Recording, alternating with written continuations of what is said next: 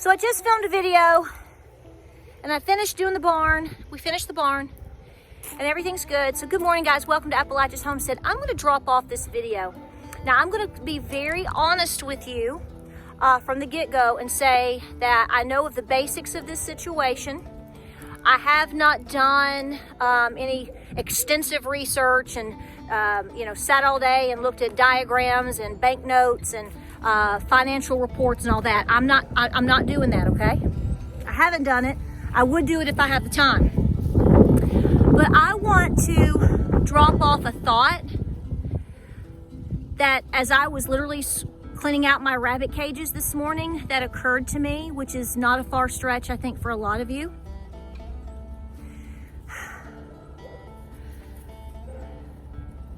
They're coming for it all.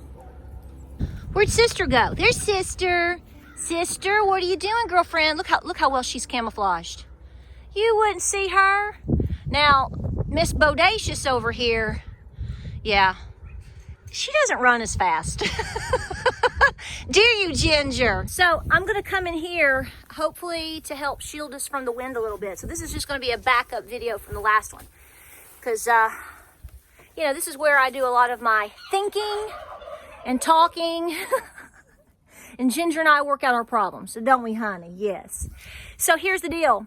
Now, I'm going to go totally just with a random thought. I'm going to go down a rabbit hole.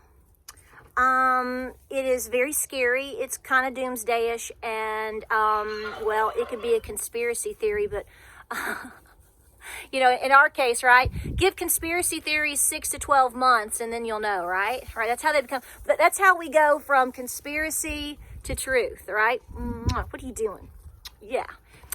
Oh, here they all come now. Where's Sister, Fritz? So we have this huge thing going on here, all over social media, the news, and in discussions of some sorts in our area about the Great Smoky Mountains and how they are charging for a parking pass. Now, I am very well aware. I don't have details, but I've seen enough comments and know enough people to go, well, at least you can get into your national park for free. So here's what's going on. So they're charging for parking passes now.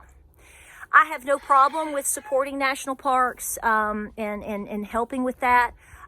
Guys, I'm born and raised here. My first line in the what is now the beautiful great state and area of East Tennessee particularly are people that literally migrated here from Northern Ireland and landed in Sevier County, okay? I mean, I'm like first families of the state of Franklin, okay? So what I'm trying to tell you is for the most part, overall, particularly on my mother's side of the family, our roots in terms of Appalachia and the Great Smoky Mountains, if you will, in this area go back well over 200 and something years, okay? All right? So people that have this type of history and genealogy and connection and family roots in this area are not happy about this at all, because the attitude is this was our home. You came in effect and basically in different ways took our land. And we could get into a lot of discussions about this. There are a lot of new books about this right now. And, why should I have to pay $40 if I want to go drive through the Smokies? I don't want to just get from one community to the other. I want to park at the sinks and look at the water for more than 15 minutes. And why should I have to pay for that? We are from here. Now, so there's a lot of surface debate on, well, you just don't want to support your national parks and they don't have any money and how dare you? And then this person comes back and says, we shouldn't have to. You're correct. So there's a lot of this going on right now in this area. The people that tend to be for all this don't tend to be from here. And I don't think they understand the issue of, well, they just don't have the family history in a sense kind of taken from them, so they really don't have any skin in the game. To them, it's I'll pay $40. I like to go somewhere pretty because I came from somewhere that I hated. And so basically there's sort of, unfortunately you have people that are bringing their philosophies and their politics to a very conservative area, and so there's a lot of tension with that. But I want to go down a different rabbit hole with this. I'm not going to debate a $40 parking pass with people. It is what it is. I don't tend to, growing up, I can tell you that I spent a tremendous amount of time in Pigeon Forge, Gatlinburg, and the Smoky Mountains. In fact, to the point where I would say every other weekend we were there in a lot of ways. This is where I grew up. So I don't know anything different. But I will tell you, in recent years, probably over the last 10 years, we tend to go to Gatlinburg, Pigeon Forge, and the Smoky Mountains a whole lot less. Townsend is great, but it's becoming busy too. Folks, it's just ran over with people. So, you know, they're trying to take advantage of that. It is from a business perspective and raising money. I get that. And like I said, if somebody could look at me and say, boom, just donate and don't worry about it, I get it. But let's talk about something different. If you're trying to, I'm just going to make a hypothetical here, okay? Hypothetical question mark, okay? It's kind of like this. If you want to push people out of land and completely take it to where you have complete domain of it, and a lot of people would say, well, obviously the government already does. I get that. But when it gets to the point where they can not only just basically own something, but then they can turn around to you or the general public and say, well, it's not profitable. It's not functional. It doesn't make any money. We're broke. We can't pay our park rangers. We can't pay for service. So, you know what we're going to have to do? You know, we're probably going to have to go over on this little side. Here's the park, you know. And, you know, in order to ease this burden, you know, we've tried, you all don't want to pay to come in, and we tried parking passes, and we've tried to cut this, and we've tried to do that, and it's just not working. We're so bankrupt, right? That we're going to have to chisel off, say, we're going to take this 500 acres up here, just over here, and we're going to sell it to private industry, or we're going to sell it to God knows who. And we're going to try to start creating some more revenue. You're still going to be able to go into the national park, and you're still going to be able to go fly fishing. You can get through from here to here. But we're going to start taking a few portions of it because we're bankrupt. We're not making any. We can't function. I mean, Lily, do you want to pay? If every person right now would donate, you know, maybe $5,000, we might be able to break even for maybe this year's budget alone. But because of that, so we're going to have to start selling it. Have you thought about that?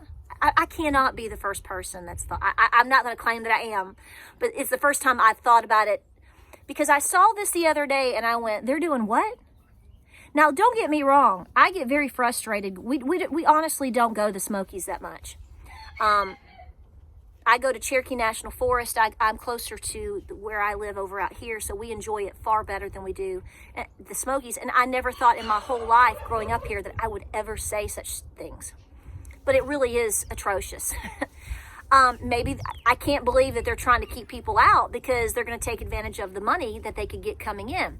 But I'm just saying, on a moment where you know, when you're working and your mind starts going out there, it's kind of like, well, your property taxes keep going up.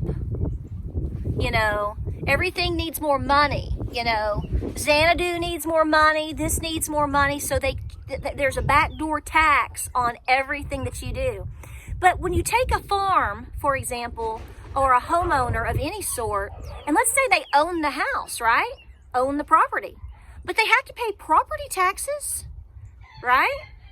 And what if it gets to the point, though, where it becomes so expensive that the average Joe just can't afford it anymore? Well, what's the average Joe going to do? They're going to sell their property. And they're going to end up moving to something closer in town, or they're going to end up moving into a complex, or they're going to end up moving in with family, or things like that. And then Papaw's 487-acre farm is suddenly taken and is being developed. So have you considered that happening to our national parks?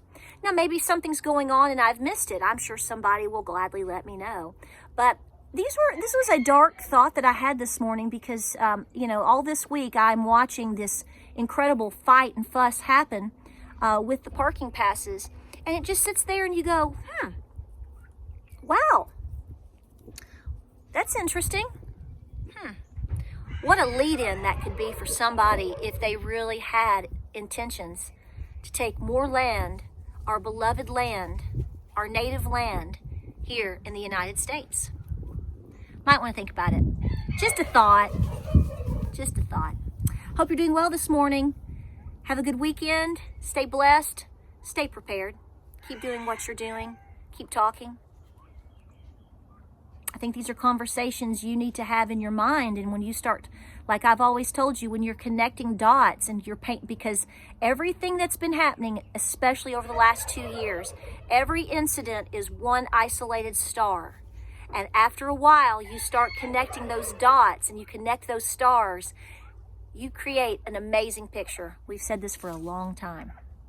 Like, subscribe, and share, and we'll see you, friends, on the next video.